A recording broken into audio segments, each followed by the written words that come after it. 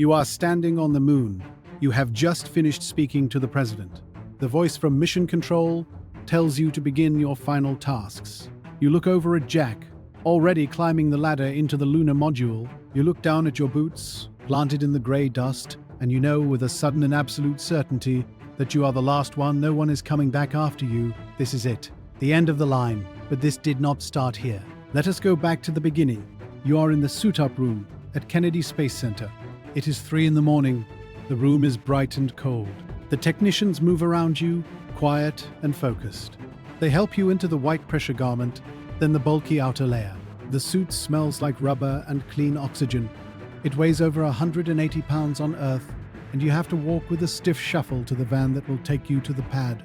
The ride is quiet. No one talks much. You look out the window at the dark Florida swamp, then up. The Saturn V is lit up by spotlights, a white tower against the black sky. Steam is already venting from it, a slow, constant breath. You get out and take the elevator up. 360 feet. The rocket groans and creaks around you in the wind, a living thing. You cross the swing arm, the last little bridge, and you crawl through the hatch into the command module. You strap in on your back, looking up at a panel of switches and dials.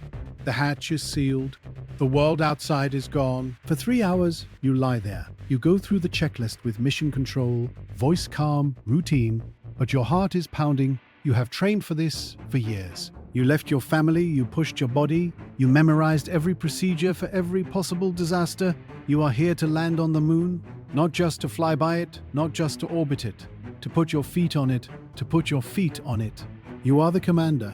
It is your job to get your crew down and back. That is the only thing that matters. The countdown reaches 0. For a second, nothing. Then a deep, distant rumble that builds into a roar you feel in your bones. The whole ship starts to shake. You are pressed back into your seat. The vibration is incredible, like the world is coming apart. You call out the milestones.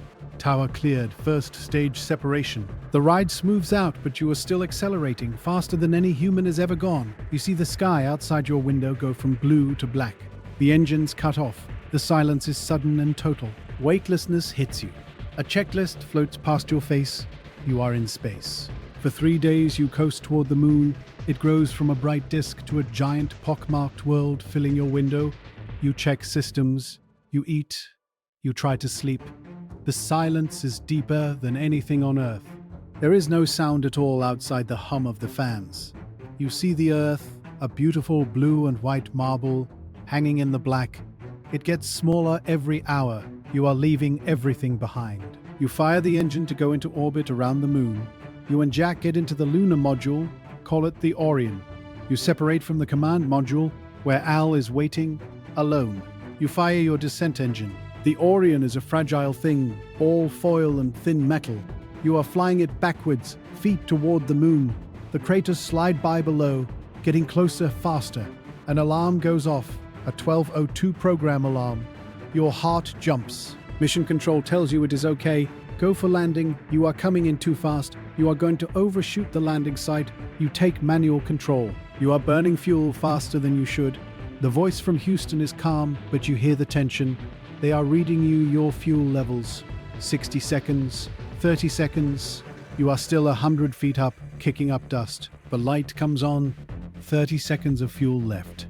You are descending slowly now, looking for a flat spot. The dust is everywhere, a blinding grey cloud. You cannot see the ground. You have to trust your instruments. The contact light glows blue. You are down. Engine off. You say the words, Houston, Orion is on the plains of Taurus Littrow. You and Jack look at each other. You made it. You are on the moon. You go outside. The first step off the ladder. The sky is black, but the ground is lit in a harsh, sun-blasted white. There is no horizon. The ground just stops at the blackness. You can see the curvature of the moon. It feels like standing on the edge of a cliff that goes all the way around. You get to work. You set up the experiments, the heat flow experiment, the lunar surface gravimeter, You deploy the ALSEP, the central station that will send data back to Earth long after you are gone. You collect rocks. You take pictures. You drive the lunar rover, bouncing over the craters. the dust flying up in perfect arcs that fall back with no wind to disturb them. It is hard work. The suit is stiff. You are sweating, but you are doing it. You are exploring. At the end of the first moonwalk, you climb back into the Orion. You take your helmet off. The air smells like gunpowder. It is the lunar dust all over everything. You sleep. You go out again the next day. You drive farther. You find a strange orange soil near a crater rim. You scoop it up. It is like nothing anyone has ever seen. You feel like a real explorer. This is why you came. Now it is the third and final moonwalk. You are finishing up. You have one last thing to do. You walk over to a flat spot near the rover. You take out a small metal plaque. You and Jack unveil it. It has your names on it. And the date, December 14th, 1972. Below that it says, "Here man completed his first explorations of the moon." You take a picture of it. You know what it means. It is a monument to the end. There are no more missions scheduled. The budget is gone. The public has looked away. This plaque is a gravestone for a whole program. You pack up the last rock samples. You get your final instructions from Mission Control. They tell you to return to the LM and prepare for departure. Jack starts climbing the ladder. You are alone. You take one last look around the grey plains, the distant hills, the black sky. You look down at your boots in the dust. You think about all the people who dreamed of this, all the people who worked for it. You think of Neil and Buzz, the first ones, just 3 years ago. It felt like the start of something. Now you are here, and it feels like the end. You are not just leaving the moon. You are closing a door. You are the last visitor to a place that will now be empty forever. You climb the ladder.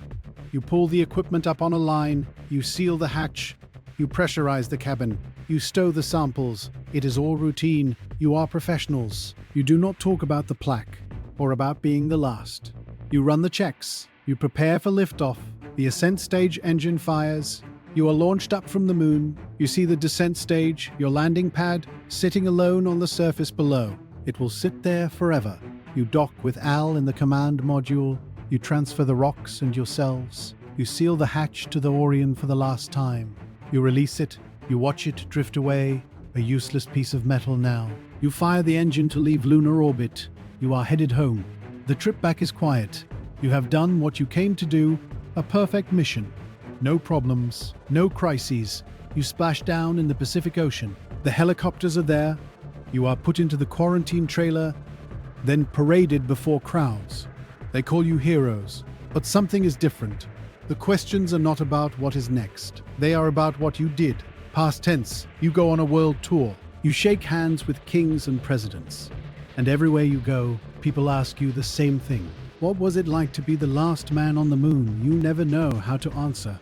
You talk about the beauty, the silence, the hard work.